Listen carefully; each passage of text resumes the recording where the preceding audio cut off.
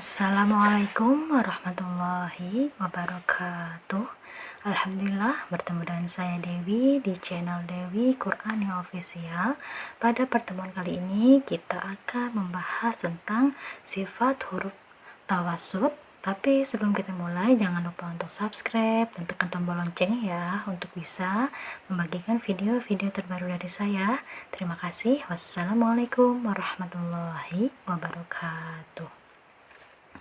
Jadi sebelum kita membahas lebih jauh lagi mengenai sifat tawasud, jadi sifat tawasud ini merupakan sifat huruf yang memiliki lawan. Jika sebelumnya ada sifat huruf syiddah dan lawannya sifat huruf rokhwah, nah ini sifat tawasud ini ada di antara sifat syiddah dan sifat rokhwah, seperti itu ya. Dan sifat tawasud ini bisa juga disebut dengan bainiyah ya. Jadi jangan bingung ketika ada yang menyebutnya tawasud ataupun bainiyah, itu sama saja ya artinya, seperti itu ya. Dan sebetulnya tawasud itu apa sih? Nah, sifat tawasud ini dilihat dari segi suara ya. Nah, di antara sifat syiddah dan sifat rokhwah ada sifat pertengahan di antara mereka, yaitu sifat tawasud. Dilihat dari segi suaranya ya, sudah bukan lagi dilihat dari segi aliran nafas udara atau angin, tapi dilihat dari segi suara. Jangan keliru ya di situnya. Nah, kemudian tawasud itu apa sih sebetulnya? Nah, kita lihat ya di sini cara bahasa. Tawasud itu artinya pertengahan.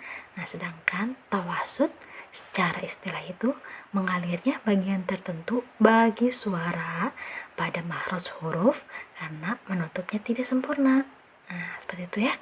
Nah, kemudian ada berapa sih huruf dari tawasud ini? Nah, jumlah hurufnya hanya ada 5.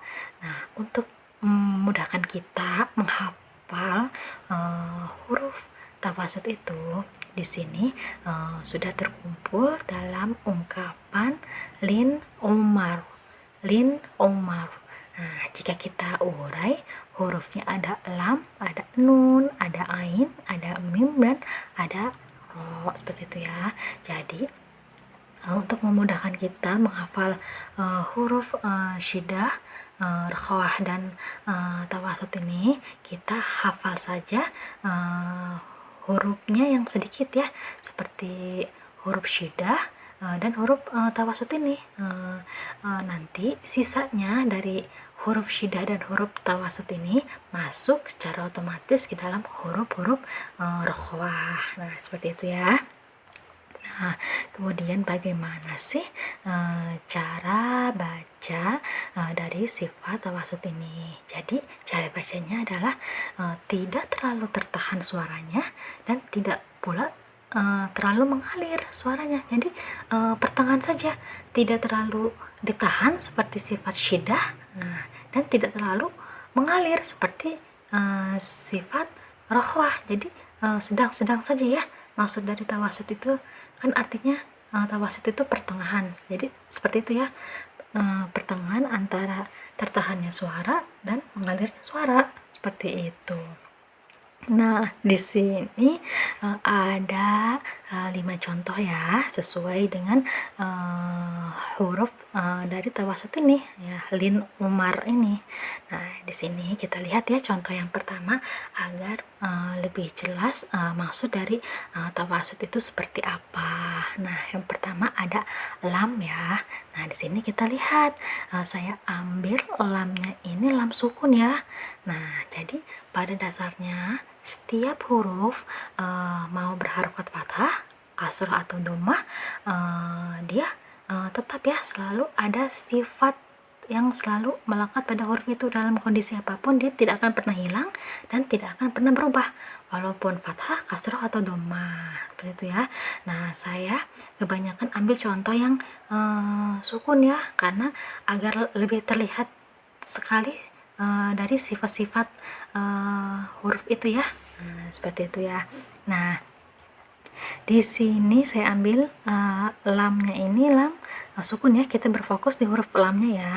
Nah, cara bacanya itu lam sukun ini tidak terlalu ditahan suaranya, tidak pula mengalir sekali seperti rokhawah, tapi mengalirnya sedang-sedang saja. Nah, jadi cara bacanya seperti ini ya. Yalquna, yalquna. Nah, yal, nah, masih tetap ada aliran yal, nah, tapi tidak terlalu mengalir juga seperti rokhawah, dia pertengahan saja. Didengar kayak mengalir tapi seperti ada yang tertahan. Nah, itu karena sifat bainiyahnya itu ya, sifat tawasud itu sifat pertengahan antara ditahannya suara dan mengalirnya suara ya. Jadi harus ada aliran juga sedikit. Yal, nah, yalquna. Nah, jangan yalquna, yalquna. Nah, itu seperti itu tidak ada alirannya, tidak dialirkan. Kadang ada juga yang terlalu ditahan sekali.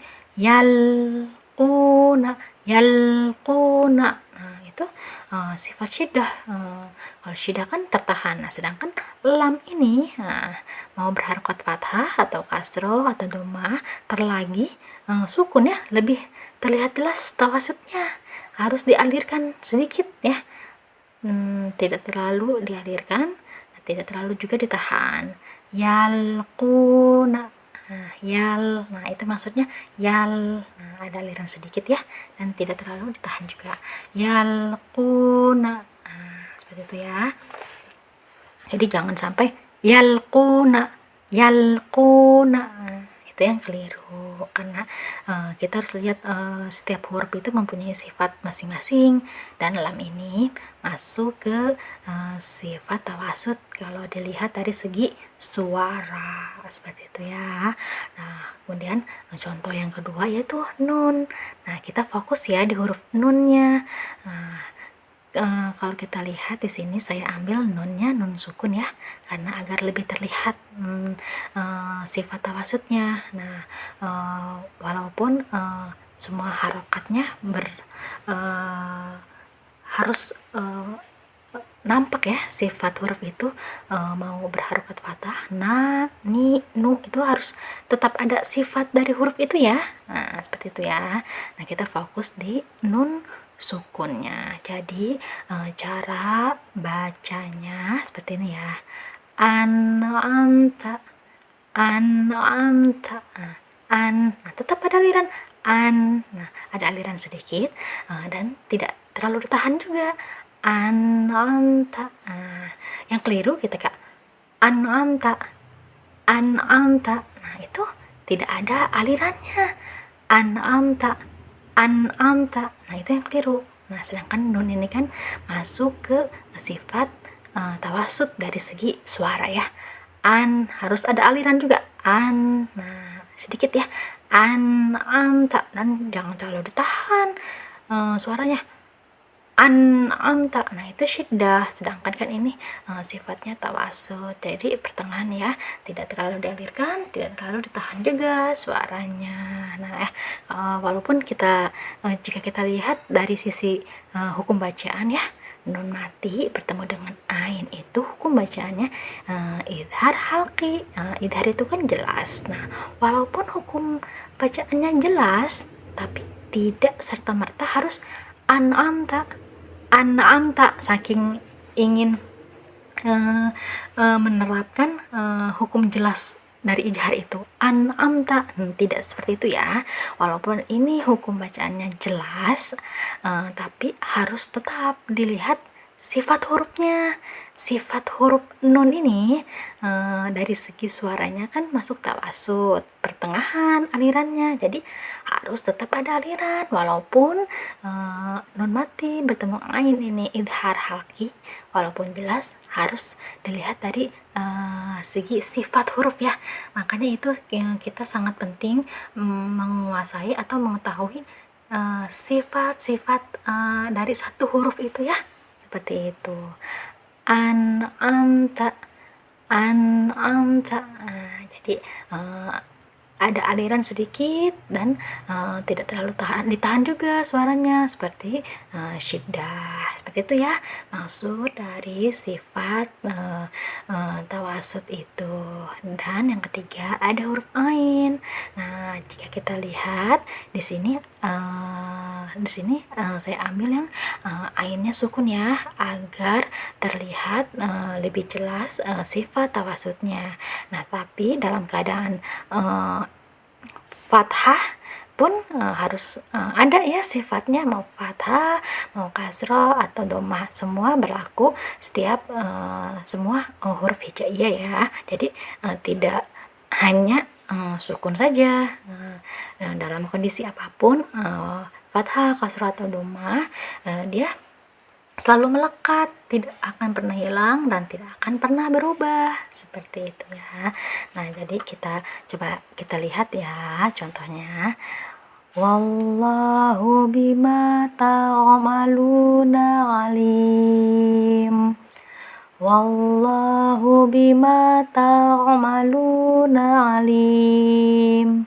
Di sini ada ta. Nah, ta ini tetap ada alirannya sedikit ta. Jadi bukan ta.